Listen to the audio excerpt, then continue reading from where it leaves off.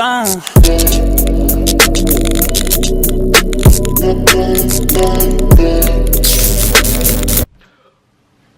up, guys? Welcome back to another weekly update. Sorry that this update's taking a little bit longer because it's been quite a busy week. I've been doing a few things, just setting people up. Work has been a little bit busy, but I'm back again with a weekly update. So last week, this is the week of my birthday. This is actually Martin Luther King's Day, the Monday after my birthday. So what happened was I got to train legs. I was very excited to try out my new headphones. Everything was going pretty well. So typically this was leg workout B. So I like to alternate my exercises and rep scheme a little bit. And what happened was the last time I did this exercise, I had to use the hack squat first. Now at my gym, the hack squat machine is not that great, just because the handle's on the side, and what typically happens is the weights kind of hit it, and it prevents me from breaking parallel, and I typically don't like it as much. So I actually swapped out that movement and used the power squat first, which is what I'm doing now, and I actually do the hack squat as a secondary movement for 1 or 2 sets of higher volume with lower weight, just to like polish up the workout. Movements have been great. For what happened was the back workout before this leg day, I kind of tweaked my back a little bit, and that was on Saturday. So doing the deadlift movement, this happens quite frequently whenever I do touch and go deadlifts. So I'm actually the next time I do deadlift again, conventional, I'm gonna just do stop, reset, and take my time, even if it's higher reps. So I was very pleased with how my body was, feeling, especially having that tailbone injury, re-aggravating the back, and just making sure I'm taking my time and really just setting up and breaking depth. So as you can see, all the movement is right on the quad right now, and I could definitely see the pump on the quads, and that's what you want whenever you guys are training quads. Typically what I used to do myself, guilty of, is that I focus a lot on just explosiveness, and what happened is that whenever I do it, I typically kind of minimize the optimum growth on the quads because I use many different body parts to kind of shoot up. But as you can see, it's more control now, and I'm a big believer now in progressive overloading, but also executing the form correctly and only overloading when you're feeling confident that your form does not take any take a hit. So as you can see, I did 4 plates and a quarter here.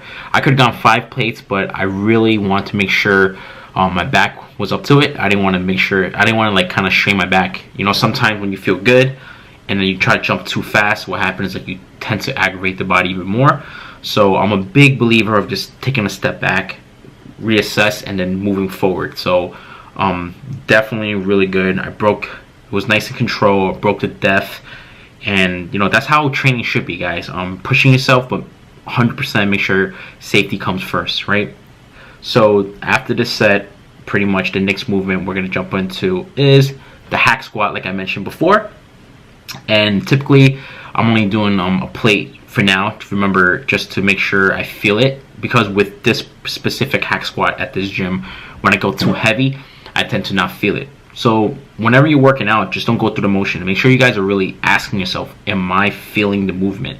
So if I'm training my quads, the question I want to ask myself is, after every set, am I feeling a pump in my quads, or am I feeling everything else besides the quads?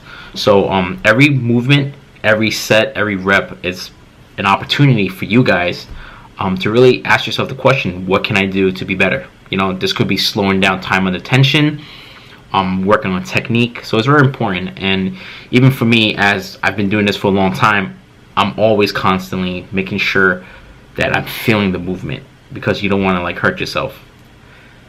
Alright, so after the hack squats, the next movement we're going to be doing is the leg press. Right here I'm trying to really focus on not locking out the quads, the knees, because you want to make sure you're getting the pump, but you want to make sure you don't lock out too much. And again, you want to concentrate and connect the mind into the muscle, and just to make sure the blood is flowing there. As you guys can see, the new headphones that I'm using, I'm loving them. The Project Rock, the colorway yellow, the bright yellow is just fire, straight fire.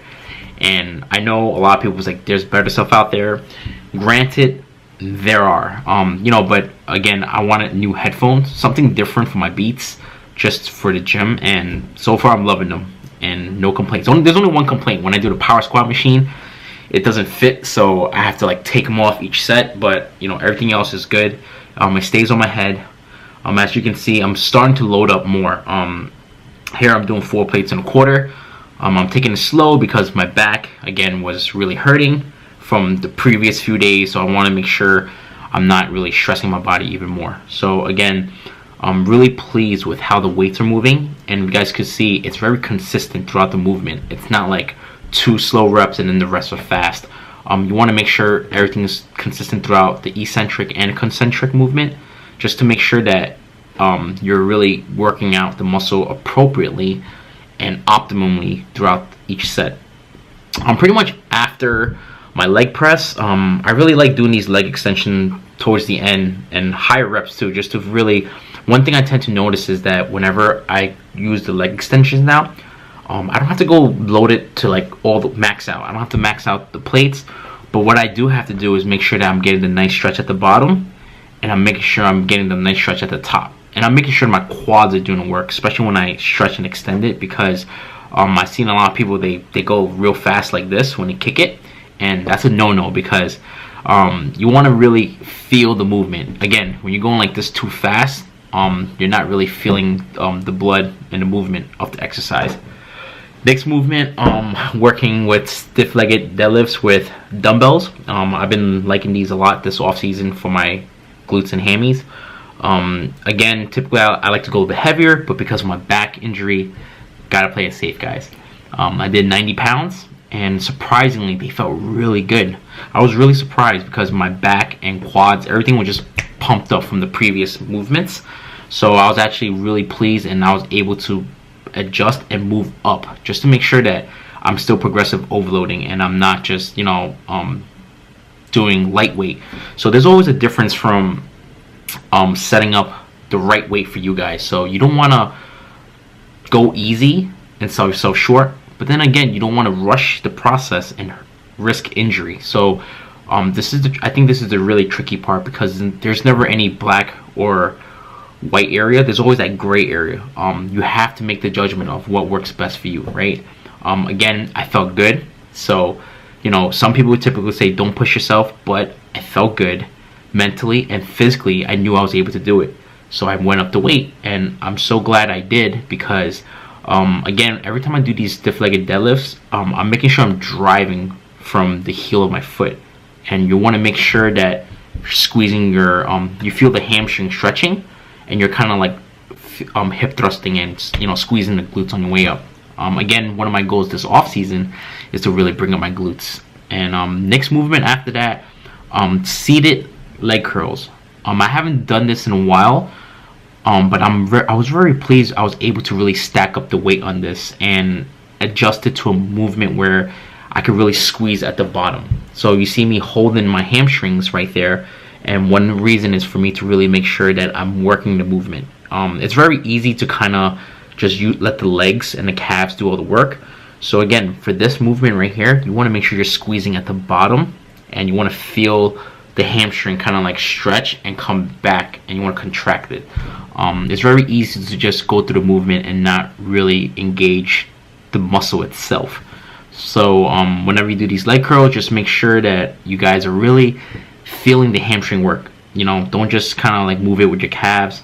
As you can see, this one is really good, because the other gym that I've been to, my old gym at Dolphins, it was a good machine, but it wasn't that great, because one of the pin would kind of get loose, and you want to make sure you're nice and secure down there.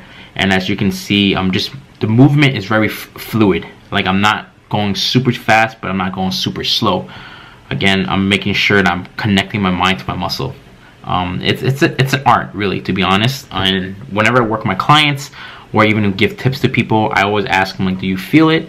Because if you're not feeling the movement, there's really like no point, right? So you want to make sure you guys are really feeling the movement, making sure that you guys are just really benefiting from everything, right? You don't want to just focus too much on increasing in weight and totally disregarding the connection of your mind and like not feeling it. So pacing is very important. So just make sure that you guys are doing it correctly. And if you guys have any questions, just feel free to contact me. You can DM me on Instagram, Shao Fitness, or you could just leave a comment, and I'll be more than happy to give you guys a some advice, some tips. So pretty much after this is gonna last movement, which is usually typically a superset, the adductors and abductors. Typically a lot of girls like doing these, and trust me, as a man, I like to do these too, because believe it or not, those little details of the inner thigh, the outer thighs, it makes a huge difference when you're on stage, even the glutes. And it took me 2 years to really learn this, so I just wanted to be more transparent. Sometimes at the gym, people might look at me. If you guys watch how I'm doing, I'm making sure I feel the movement, so that's why I'm making these funny faces. And some people might look at me like, oh man, this guy is like doing such lightweight. But again, you want to pinpoint, and I'm always pinpointing the inner thigh and the outer thighs, making sure that I'm doing it correctly.